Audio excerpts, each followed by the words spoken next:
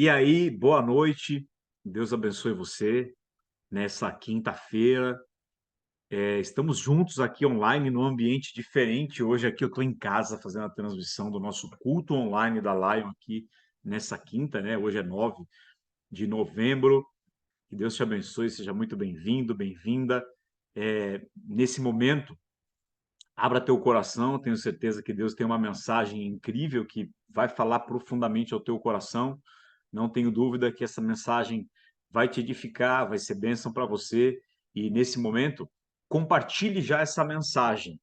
É tão especial nós estarmos aqui reunidos, tão bom nós estarmos juntos aqui nessa quinta-feira.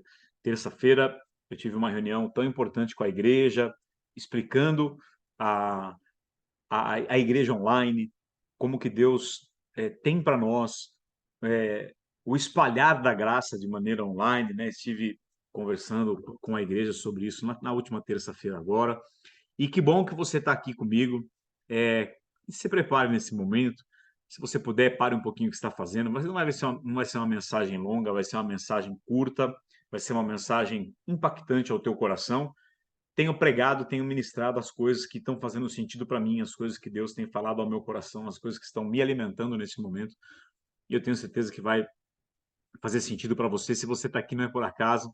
Então, como eu sempre falo, vamos começar esse momento compartilhando esse link. Pega aí a setinha no YouTube, envia para quem você puder nessa quinta-feira. Compartilhe a palavra, compartilhe esse conteúdo com a setinha aqui no YouTube. Você manda esse conteúdo para quem você puder, para que pessoas sejam abençoadas, edificadas pela mensagem da palavra de Deus. Se você entende que você espalha graça, que você é da nova aliança, que está no teu coração levar a mensagem do Evangelho, então faça isso nesse momento. Se você não nos segue aqui no canal ainda, passe a nos seguir, ative os sininhos também e não esqueça de dar um joinha, eu vou ficar muito feliz, faz muito sentido e faz a diferença você dar um joinha no conteúdo, porque sempre que o YouTube recebe ali um joinha, ele entende que esse conteúdo é relevante e ele também espalha essa mensagem para mais pessoas. Eu quero começar nessa quinta-feira falando para você de um texto que tem feito muito sentido nesse tempo para mim, que é Filipenses capítulo 1, versículo 6. Muitos de nós já conhecemos essa passagem, onde o apóstolo Paulo, ele diz: "Eu estou certo que aquele que começou em vós a obra, a boa obra, é quem vai completá-la até o dia de Cristo Jesus." Aquele que começou em vós a boa obra é fiel para completá-la, para aperfeiçoá-la até o dia de Cristo Jesus. Eu entendo que toda obra na tua vida, coisas que você está vivendo, que às vezes você nem entende, quem começou essa obra foi Deus. Ele começou a boa obra. No momento que você entrega seu coração a Deus, que você chama o Espírito Santo, você convida Jesus para estar na tua vida, ele dá início a uma obra. Só que muitas vezes essa obra não é do nosso formato, da nossa maneira, com as pessoas que nós esperávamos, do jeito que a gente esperava, nós temos dificuldade de entender o processo. E é por isso que muitas vezes no meio do processo, muitas pessoas se perdem, se entristecem, não conseguem entender que Deus não perdeu o controle. Deus não perdeu o controle de nada. Aliás, eu creio que uma grande obra do Espírito Santo é nos direcionar para que nós possamos entender que Ele está no controle. Jesus fala ali em Mateus 6, olhe para os pássaros, olhe para o lírio dos campos, eles não trabalham, os pássaros não ajuntam em celeiros, contudo, o vosso Pai os sustenta.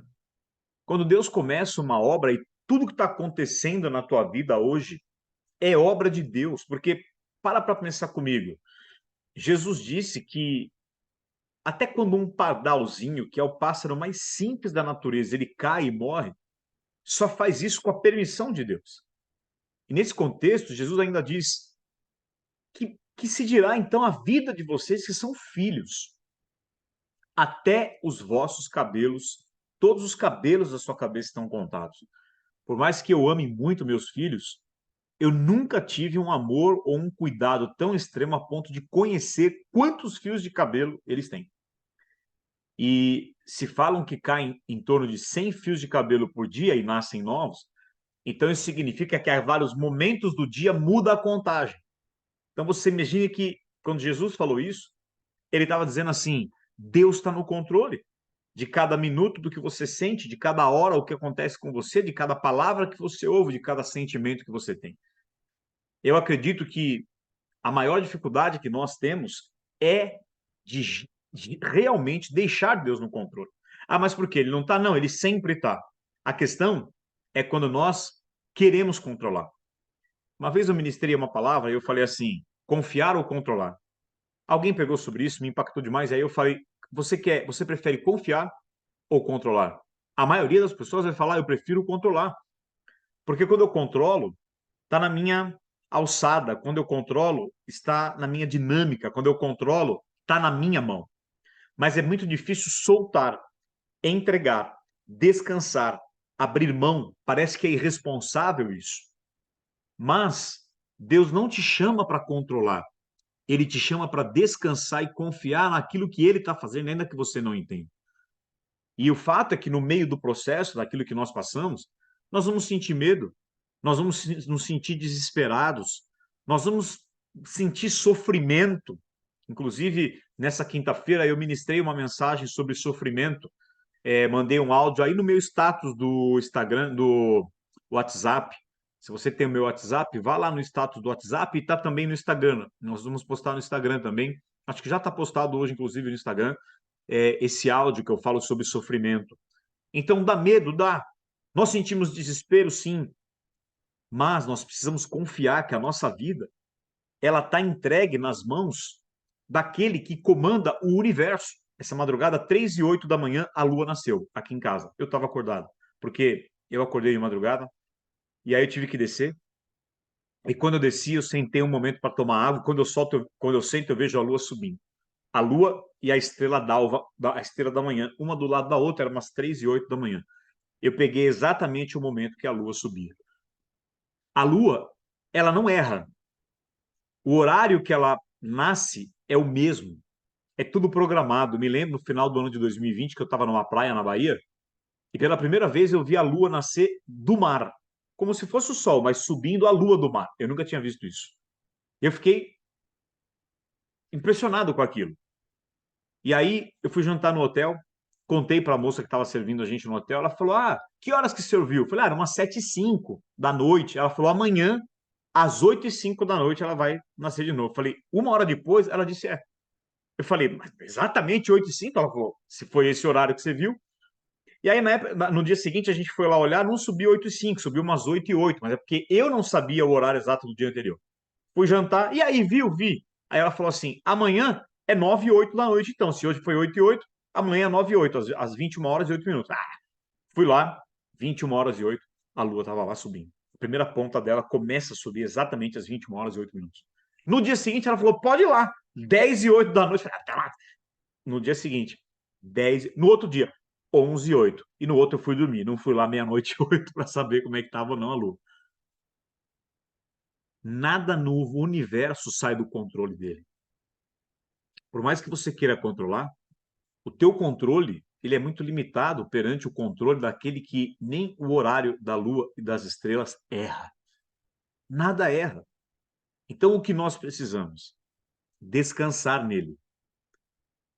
Em Isaías, no capítulo 30, eu falei isso no último domingo agora, na live, no culto. Inclusive, tem essa mensagem gravada aqui no YouTube, de domingo agora, que lá em Isaías 30, nos versículos de 1 a 3, Deus falou para o povo: vocês foram buscar solução no Egito, em Faraó, abrigo ali, mas vocês não me pesquisaram se era isso que eu tinha para vocês. E agora vocês vão viver confusão e vergonha ali. Não porque Deus ia dar, mas porque não era para eles fazerem. E ao invés de buscarem ao Senhor, eles foram buscar uma saída humana. E às vezes é assim que a gente faz.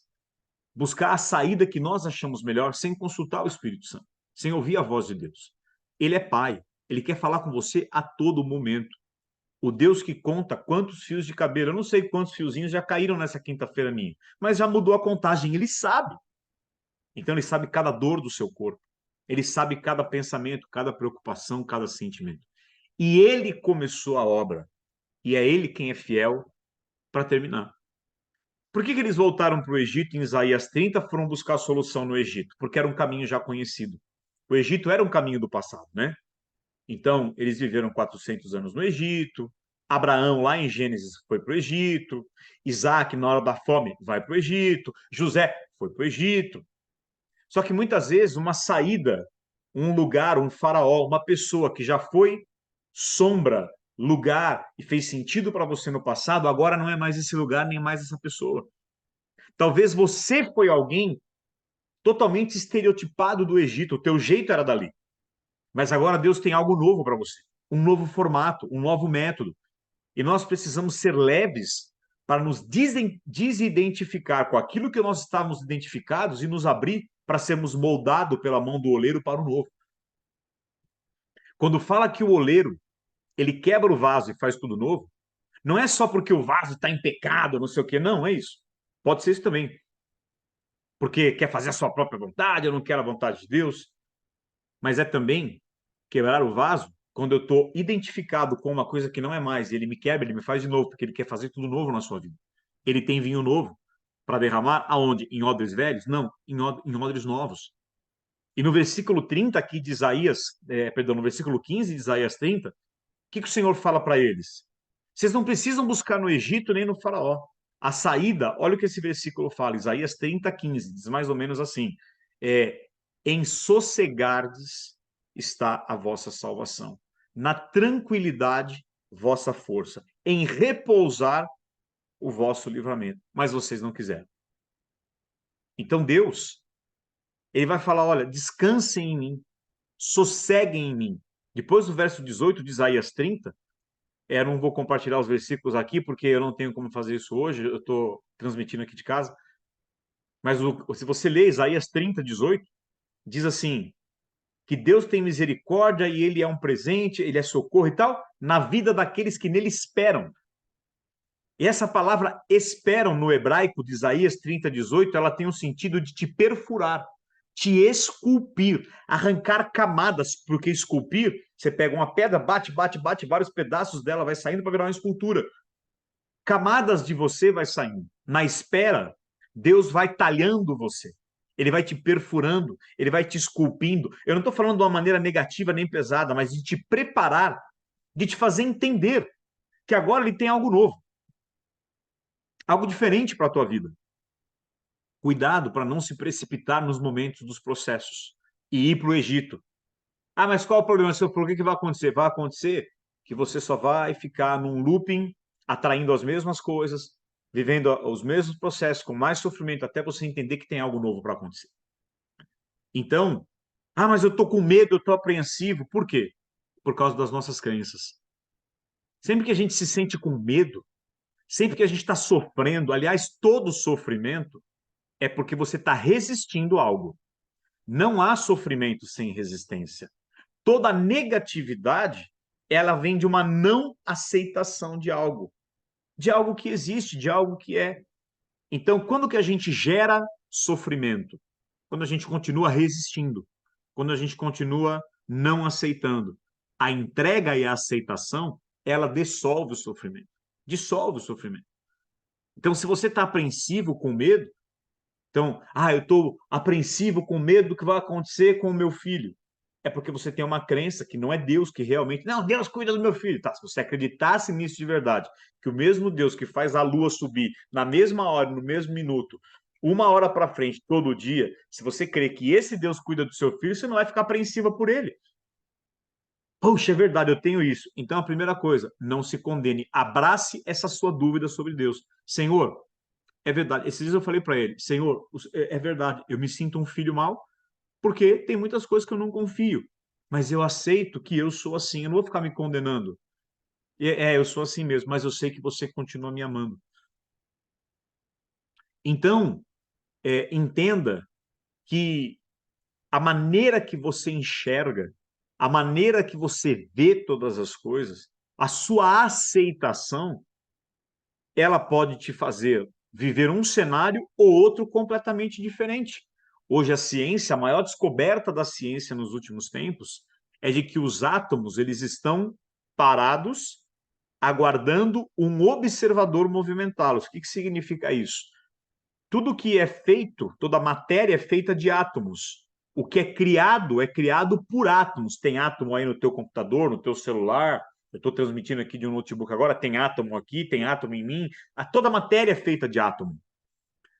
Só que a ciência já descobriu que os átomos, eles ficam parados. E quando alguém começa a emitir pensamento, eles começam a se movimentar e criar a forma do que o pensamento está pensando. Então você está querendo me dizer que eu estou gerando o que eu mais estou pensando? Sim, eu estou te afirmando isso, não sou eu, é a ciência. É isso que fez Pedro olhar para as ondas e afundar, e fez Pedro olhar para Jesus e andar sobre as águas. Mesmo cenário, resultados diferentes. Quem mudou? O olhar do apóstolo. O olhar de Pedro, que era a pedra da igreja. Agora, se ele mesmo vacilou, não se condene. Mas entenda que aquele que começou a boa obra, é ele que vai aperfeiçoar. Não é no teu tempo, nem do teu jeito.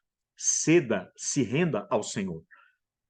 Então, eu tenho falado muito sobre isso, é uma revelação que eu vou te trazer, é uma coisa que eu nunca ouvi ninguém falar, mas que quando um amigo meu, que inclusive mora nos Estados Unidos, compartilhou isso comigo, eu falei, meu Deus, e aí eu fui buscar na Bíblia, abriu, tem até uma mensagem sobre isso aí no canal, quando no domingo da live eu falei, nós estamos dentro dele, do Senhor Jesus. Colossenses 1, 17 e 18, se você ler essas passagens com o significado das palavras no grego, você vai ver que fala que nele tudo subsiste. Nele é dentro dele. Tudo é tudo. Subsiste é tem vida. Se você faz parte do tudo, né? E se você tem vida, você está dentro dele. E aí essa é uma das chaves que mais virou para mim nesses dias, desde que eu ministrei essa mensagem. Às vezes eu esqueço disso, aí Deus volta a me lembrar. Onde eu te expliquei que você está? Em mim, né, Leandro? Então, se sinta dentro de mim.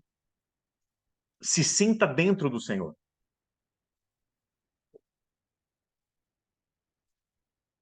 Então, quando vem uma má notícia, quando vem um desafio, quando algo contraria aquilo que você crê e aceita como certo ou errado, você tem aceitação, você é uma pessoa maleável, você é leve para ser soprado como vento, você resiste, você é uma pedra que afunda. Você viu como você tem resistência de aceitar as mudanças que Deus traz? Por quê? Porque contraria o teu jeito, aquilo que você gosta. Nós estamos preocupados com o que nós queremos fazer, o que nós queremos. E temos dificuldade quando Deus muda a nossa rota. Imagina assim, você comprou uma passagem para os Estados Unidos, no meio do avião, ou do voo, o piloto fala, nós estamos indo agora é para a Europa. Eu paguei a viagem, eu não quero ir para a Europa. Só que a passagem da tua vida, quem comprou foi Jesus, foi o sangue dele. Você ia para o inferno, e eu também. Então ele muda a rota a hora que ele quiser. E quem sou eu para contender com o Criador? Se você resiste, você só sofre. Agora, quando vem uma dor, um desafio, onde você se sente? Você se sente dentro dele? Agora, por exemplo, você acha que você está onde agora? Eu estou aqui na minha casa. Eu também, eu estou aqui no meu sótão. Na verdade, eu estou dentro dele. Eu sei que aqui tem computador, tem uma iluminação aqui, para você poder me enxergar melhor, mas eu estou dentro dele. E quando vem qualquer situação, a primeira coisa, pare e se sinta dentro dele. A primeira coisa que vai gerar em você, quando você se sentir dentro de Deus, é descanso. Leia Hebreus capítulo 4, de 1 a 10 ali. Você vai entender que Deus fala, muitos não entraram no meu descanso. Por quê? Porque descanso é um lugar. É um lugar em Deus que eu acesso, por entender que estou nele. O descanso é uma pessoa, é um lugar e é uma pessoa, porque eu estou nele, na pessoa de Jesus. Quando Jesus falou, vinde a mim todos que estáis cansados e eu vos darei descanso, essa palavra vos aliviarei, no grego ela significa vou fazer cessar o teu esforço, o teu trabalho, vem a mim e me deixe frutificar. É sem esforço da tua parte. Eu nunca vi uma árvore sofrendo dor de parto para dar um fruto. Quando você permanece na videira, o fruto é natural, mas não é no teu tempo nem do teu jeito. Então, eu tenho entendido que tudo que é de Deus é sem peso.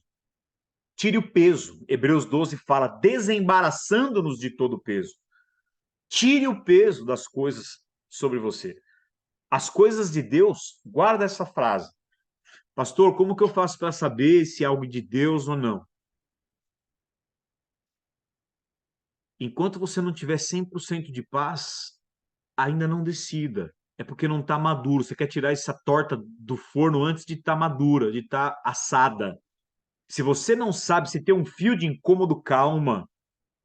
Porque você quer saber que algo é de Deus, você vai contar, as pessoas não vão entender. Vão até te criticar e cuidado. Porque aí você vai achar que você está indo para o caminho errado. Mas dentro de você vai ter leveza. Tudo de Deus é sem peso. Pode te causar tristeza, infelicidade, mas tem paz. Eu tenho entendido que muito além da infelicidade da felicidade há a paz. Você pode perder uma pessoa que morreu, você vai estar muito triste, mas você pode estar em paz. Eu posso estar infeliz, mas em paz. Então as coisas de Deus, ainda que tenha sofrimento, tem paz. É sem peso, é com leveza, te traz alegria, mas confronta muito da tua identidade, do teu ego e das tuas crenças do passado, e aí você tem dificuldade de aceitar esse novo. É por isso que nós somos chamados não para entender, mas para confiar. Andamos pela fé. O justo viverá pela fé. Não é isso que fala lá em Hebreus 10? O justo viverá pela fé. Fé, pelo que eu saiba, é eu não estou no controle, mas eu acredito em alguém que está no controle de todas as coisas. Isso é andar pela fé. Agora, o que nos assola? O que nos assola? É o nosso racional. Aliás, gostaria de parar um pouquinho agora para te dizer, coloque aqui no chat suas perguntas ou pedidos de oração, ponha seus pedidos de oração, no final eu vou orar com vocês, como a gente faz toda quinta-feira. Pode escrever aqui no chat, quero oração por tal área. Ou se algo que eu falei fez sentido, escreve. Então vamos lá, ó, todo mundo agora. O que mais fez sentido desta ministração para você até agora? Escreve aí no chat. Escreve aí no chat. Eu não vou conseguir ler porque eu estou aqui na transmissão, mas é importante você validar, escrever. Se a pessoa, se a Bíblia não tivesse sido escrita, aonde nós estaríamos, né? Então, qual que é o grande problema que nos faz sofrer? Porque nós queremos entender. O racional é contra você. A nossa mente racional, que quer entender tudo, que quer racionalizar tudo, ela é um impedimento para gerar o descanso de Deus em nós. Porque eu quero racionalizar, aceitar, ou melhor, racionalizar, entender, mas tem hora que você não vai entender nem racionalizar, você só tem que aceitar. Por que você não aceita? Porque contraria o que você acha certo, o que você gosta e o que você quer. E aí pode ser quem for que deu uma direção ou fez algo na tua vida, até Deus. Você não concorda. Quem sou eu para não concordar? Eu tenho só que confiar. Eu tenho só que confiar. José precisava o quê quando ele foi mandado para o Egito? Confiar. Agora, tem como você saber de todas as coisas? Não. Mas aquele que começou a boa obra sabe. Ele sabe por que esse negócio não deu certo. Ele sabe por que ele está te pedindo para sair dessa empresa. E não faz sentido nenhum aos olhos humanos, nem para ninguém que está ao teu redor. Ele sabe por que ele está te falando para algo novo acontecer. Ele sabe por que ele te permitiu perder algo. Ele sabe por que aquilo que você está tentando não está dando certo. Ele sabe por quê. Não é você. Aí você traz tudo para você. O que eu estou fazendo de errado? Não tem nada de errado. Tem o que Deus está trabalhando na tua vida. Ele sabe. Ele é onisciente. Ele sabe de tudo. Você não. E ele não te fez onisciente. Que bom. Para quê? Para depender dele. Todo dia um pouco. Todo dia um sinal. Todo dia uma palavra. Todo dia uma direção. E ele constrói o entendimento que ele quer dentro de você. Então, o que nos cabe? Confiar, descansar, esperar pacientemente. Uma coisa eu tenho certeza. O processo pode doer, mas o resultado nunca vai te decepcionar. Um dia tudo vai fazer sentido. Cada pessoa, cada dor, cada dificuldade tinha que ser exatamente como você está passando hoje. Não existe nada de desgraça. Não é o diabo que está no controle de nada na sua vida. Não, mas é o inimigo que se levantou, levantou nada. Ele já está derrotado há milhares de anos. É tudo uma obra de Deus. Todas as coisas vão cooperar para o teu bem. Então, o quanto você descansa sabendo que ele cuida de você. O Elias, eu acho muito interessante, e Elias, ele era muito louco, né? Porque ele fala assim para Acabe: segundo a minha palavra, não vai chover. Ai, que cara arrogante, porque ele não falou Deus, falou comigo, que ele tinha um poder pessoal. Ele disse: é a minha palavra, não vai chover, é a minha palavra. Eu sei, eu sou imagem e semelhança, eu sou Deus, né? A Bíblia fala: vós sois Deus, eu sou imagem e semelhança, sou filho, o Espírito Santo está em mim, ele age, eu sou a manifestação de Deus na terra. Não vai chover. E não choveu. E Deus peitou a ação do profeta. Que acontece? Ele vai para o Querite, para o Ribeiro. Leia lá 1 Reis 17. Quem supriu ele? Os corvos. Você não pode ter resistência ao que Deus está fazendo.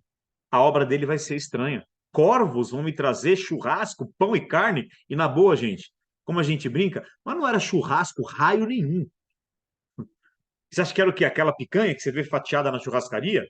O corvo trazia carne de bicho que ele matava e rasgava para trazer para Elias.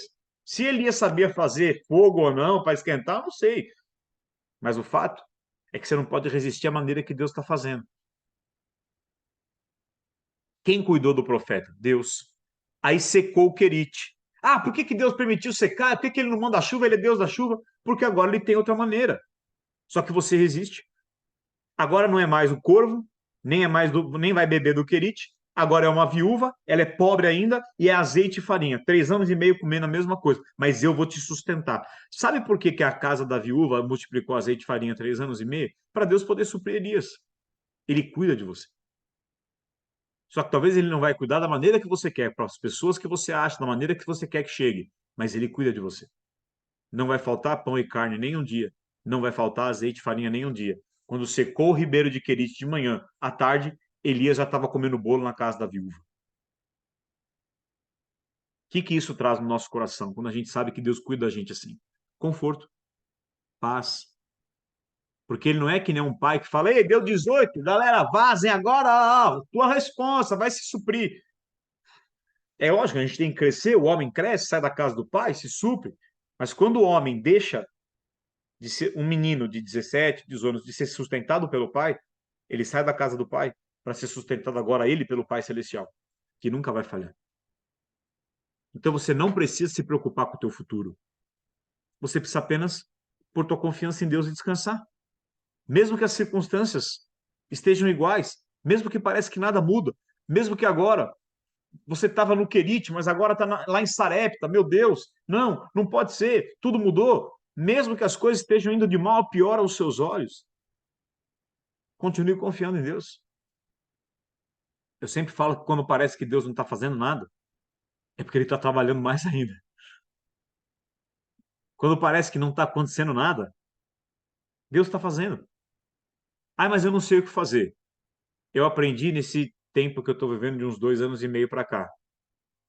Leandro, aliás, foi um irmão, amigo meu, que me falou isso. Siga a última placa que Deus te mandou fazer. Então tem uma placa. Tal coisa, é aqui que eu estou. Ah, mas não apareceu nada novo. Continue nessa última coisa que o Senhor te mandou.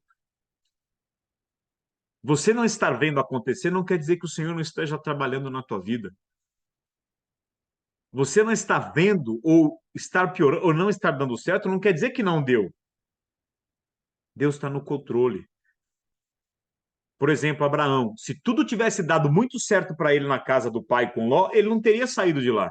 Às vezes está dando errado porque Deus quer te levar para um outro lugar, ou para um novo método, ou para uma nova forma, ou de um novo jeito, ou num novo ambiente. Eu tenho que ter paz quanto a isso. Porque se o Senhor não me permitiu viver algo que eu lutei, orei, estudei, implantei, fiz, trabalhei, se não está dando certo, é porque o Senhor sabe que você não vai ser feliz com isso. Mas você não vai perder o que você estudou, buscou. Ele vai usar isso em outro lugar.